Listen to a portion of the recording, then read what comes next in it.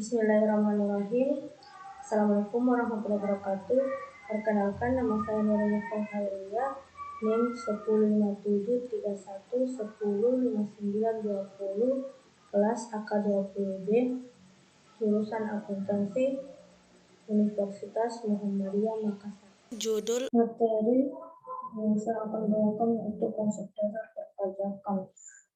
Adapun pokok bahasan yang saya akan bawakan yaitu definisi pajak, ciri-ciri yang melekat pada definisi pajak, pemungutan selain pajak, dan fungsi pajak. Adapun definisi pajak, yaitu menurut Profesor Dr. Ahmad Sumitra, pajak adalah iuran rakyat kepada kas negara berdasarkan undang-undang yang dapat dipaksakan dengan tidak mendapat jasa timbal balik atau kontraprestasi langsung yang dapat ditunjukkan dan yang digunakan untuk membayar pengeluaran umum negara. Jadi dari definisi pajak ini kita bisa lihat ya bahwa pajak ini digunakan untuk kepentingan atau pengeluaran umum negara yang berasal dari iuran rakyat yang diatur oleh undang-undang dan tidak mendapat jasa timbal balik secara langsung, sifatnya dipaksakan. Itulah definisi pajak menurut Profesor Dr. Ahmad Sumitra. Yang kedua yaitu definisi pajak menurut Undang-Undang Nomor 28 Tahun 2007 tentang KUHP,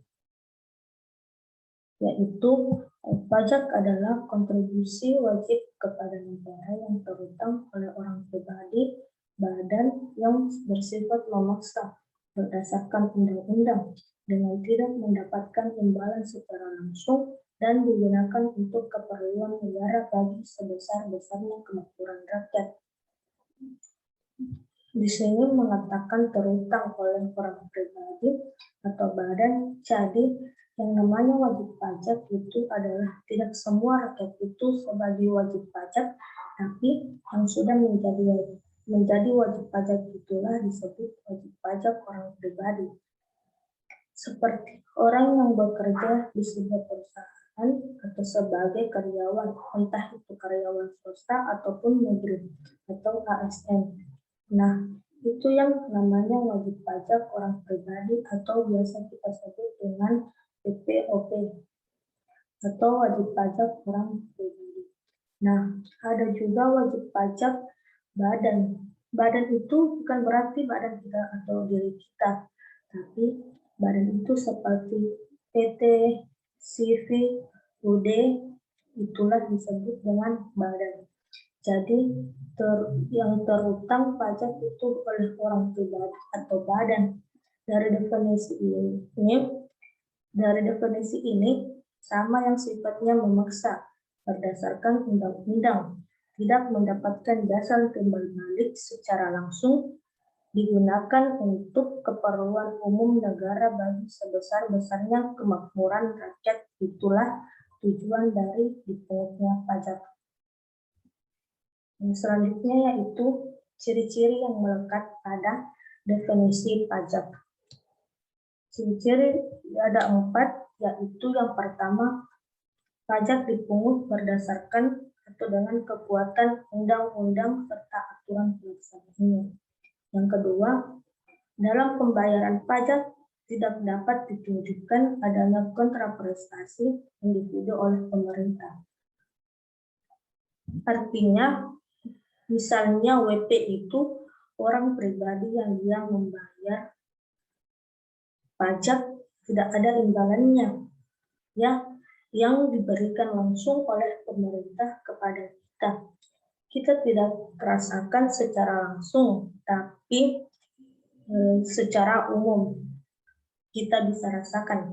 Bisa kita lihat misalnya ada pembangunan jalan atau gedung. Nah, itulah dari hasil pungutan pajak yang dibayarkan oleh si wajib pajak itu. Jadi secara individu tidak ada kontraprestasi pemerintah kepada kita, tapi secara umum ada. Yang ketiga yaitu pajak dipungut oleh negara, baik pemerintah pusat maupun pemerintah daerah. Jadi pajak di sini itu terdiri dari dua, yaitu ada yang dipungut oleh pemerintah pusat, ada yang dipungut oleh pemerintah daerah.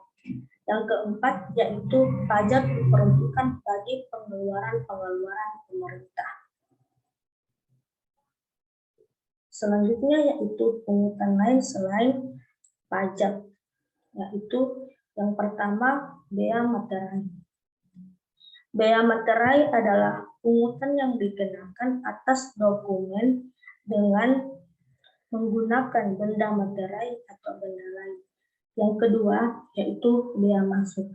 Bea masuk adalah pungutan yang dipungut terhadap masyarakat dikenakan atas barang-barang yang masuk dalam daerah pabean. Nah, daerah pabean itu apa? Yaitu daerah yang meliputi darat, laut, dan udara. Kemudian dia keluar adalah barang-barang yang keluar, artinya yang akan kita ekspor, misalnya melalui daerah pabean. Yang ketiga yaitu cukai. Cukai adalah pungutan yang dikenakan atas barang-barang tertentu. Contohnya tembakau, gula, bensin, minuman keras, dan rokok. Selanjutnya yaitu retribusi dan iuran.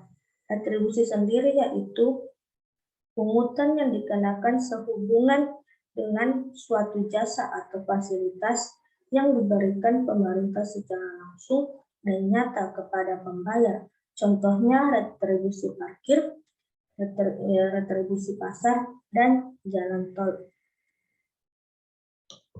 Dan sedangkan iuran adalah pungutan yang dikenakan sehubungan dengan suatu jasa atau fasilitas yang diberikan pemerintah secara langsung dan nyata kepada kelompok atau golongan pembayar. Contohnya BPJS. Selanjutnya materi keempat atau materi yang terakhir yaitu fungsi pajak. Fungsi pajak terdiri dari dua, yaitu fungsi budgetair dan fungsi reguler. Fungsi budgetair itu maksudnya adalah sebagai sumber keuangan negara, artinya pajak merupakan salah satu sumber penerimaan pemerintah untuk membiayai pengeluaran baik rutin maupun pembangunan sebagai sumber pengeluaran negara, contohnya PPH, PPN, dan PPNBM. Sedangkan fungsi reguler atau pengatur artinya pajak sebagai alat pengatur atau melakukan kebijakan pemerintah dalam bidang sosial maupun ekonomi. Contohnya PPNBM dikenakan saat terjadi transaksi jual beli barang yang tergolong mewah. Semakin mewah suatu barang, maka tarif pajaknya semakin tinggi pula, sehingga harganya semakin mahal. Itulah tadi materi yang sempat saya bawakan. Wabillahi taufiq wal hidayah. Wassalamualaikum warahmatullahi wabarakatuh.